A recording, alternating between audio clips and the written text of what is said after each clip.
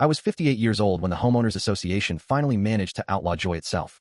They did it with one sheet of paper the color of a funeral home carpet, and they did it to my birds. My name is Tom Whitaker. I live in the Willow Ridge subdivision outside Raleigh, North Carolina, in a house that looks exactly like every other house on the cul-de-sac except for the fact that I actually live in mine. I spent 31 years writing code for a bank, staring at spreadsheets until my eyes bled, and the only thing that ever made the mornings bearable was the 20 minutes I stole on the back deck with my coffee and my birds. A simple cedar feeder hung from the oak my wife Ellen and I planted the year our daughter left for college. Every dawn the chickadees showed up first, little black-capped acrobats I'd named the flying monkeys, then the titmice, then the cardinals. Big Red, a male so bright he looked photoshopped, was the undisputed king.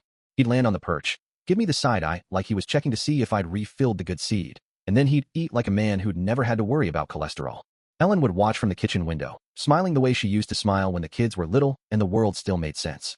That feeder was our quiet rebellion against a life that had become nothing but meetings, mortgage statements, and the slow realization that retirement was just another word for waiting to die. Then came the letter. I found it in the mailbox between a jury duty summons and a coupon for half-price oil changes. The envelope was heavy, expensive stock, the color of a dentist's waiting room wall. The return address was embossed in gold, Willow Ridge Property Owners Association. I knew before I even opened it that my morning was ruined. Ellen was at the kitchen island slicing strawberries for her yogurt. I stood in the doorway holding the letter like it was a dead rat. They did it, I said, my voice flat. They banned the birds. She looked up, knife paused midair. They banned birds? Like the entire species? Tom, that's above even their pay grade. Not birds, I said, ripping it open. My birds. The feeder. Listen to this. I read it aloud, doing my best game show host voice to keep from screaming. Per Section 7.12b of the Willow Ridge Covenants, conditions and restrictions, all avian attracting devices, including but not limited to feeders, houses, baths, and/or sanctuaries, are hereby prohibited effective immediately due to undesirable secondary pest attraction and non-uniform aesthetics. I looked at Ellen. Non-uniform aesthetics. My cedar feeder offends their beige little souls. She put the knife down. Secondary pest attraction. They mean the squirrels. They mean Walter. Walter was the fattest, most determined squirrel in 3 counties. Half his tail was missing, lost to a hawk or a cat, we never knew, and he had the personality of a drunk uncle who shows up at Thanksgiving demanding more pie. He could not, for the life of him, solve the squirrel-proof feeder I'd spent $80 on. He'd hang upside down, spin, chatter, fall off, and try again. It was better than cable. I walked out to the deck in my robe, the ancient plaid one Ellen threatens to burn every Christmas, and stood there staring at the feeder like it had betrayed me. Big Red landed on the empty perch, looked around, looked at me, and flew away. The silence felt like a slap. I took the feeder down. I carried it to the garage and set it on the bench next to the box of Christmas lights we never quite got around to putting up last year. It looked small and sad and defeated.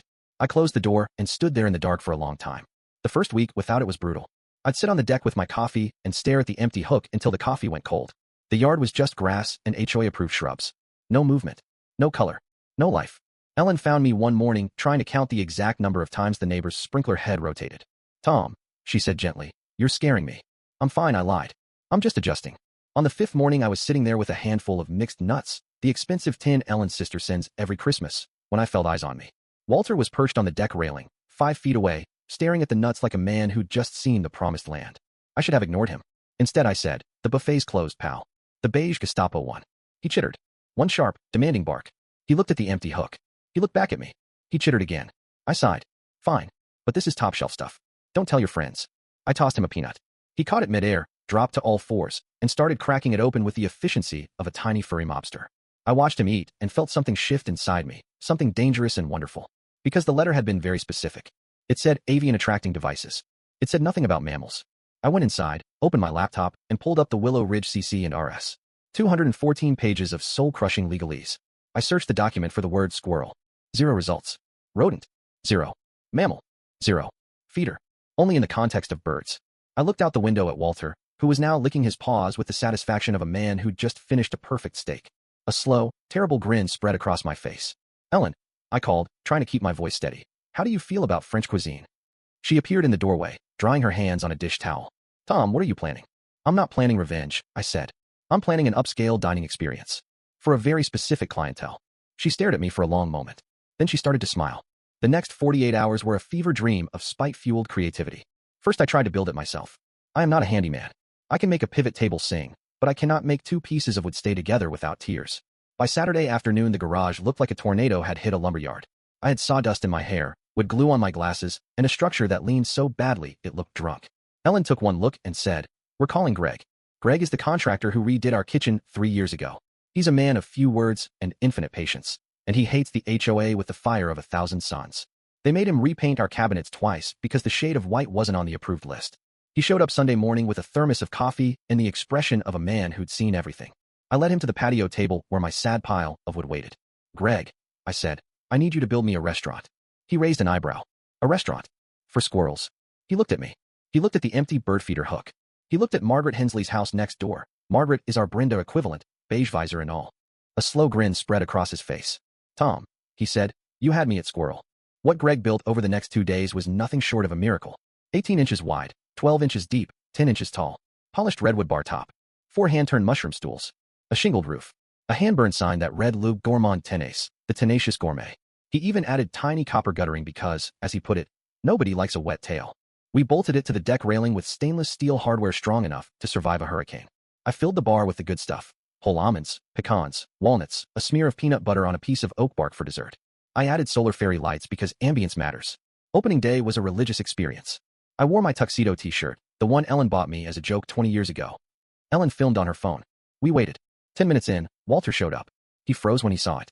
He crept forward like he was approaching the Ark of the Covenant. He climbed onto a stool, sat his fat little butt down, grabbed a peanut with both hands, and ate like a king. I almost cried. Within an hour the place was packed. Walter's girlfriend showed up. The twins, 2 hyperactive juveniles. A fat one I named Councilman Davis because he looked corrupt. They fought over stools. They chattered. They lived their best lives. And that's when Margaret Hensley discovered it. She stormed across the strip of grass that separates our houses in her beige robe and beige slippers, faced the color of a ripe tomato. Thomas Whitaker, what in God's name is that? I smiled the smile of a man who has finally found his calling. Margaret, good morning. Welcome to Le Gourmet Tenace. We're in soft opening, but I'm sure I can find you a seat at the bar. She sputtered. Actually sputtered. This is a violation. This is a feeder. Margaret, does a feeder have hand-turned mushroom stools? Does a feeder have a curated nut selection? Does a feeder have ambience? I gestured to the fairy lights twinkling in the morning sun. She found her voice. You will remove this abomination, or I will have the board fine you into bankruptcy. She marched off, slamming her patio door so hard the glass rattled. I looked at Walter, who was licking peanut butter off his whiskers with aristocratic dignity. Another round for the house, I said. He chittered his approval. Margaret went nuclear. She called the police, rodent fight club. She sent violation notices in increasingly aggressive colors.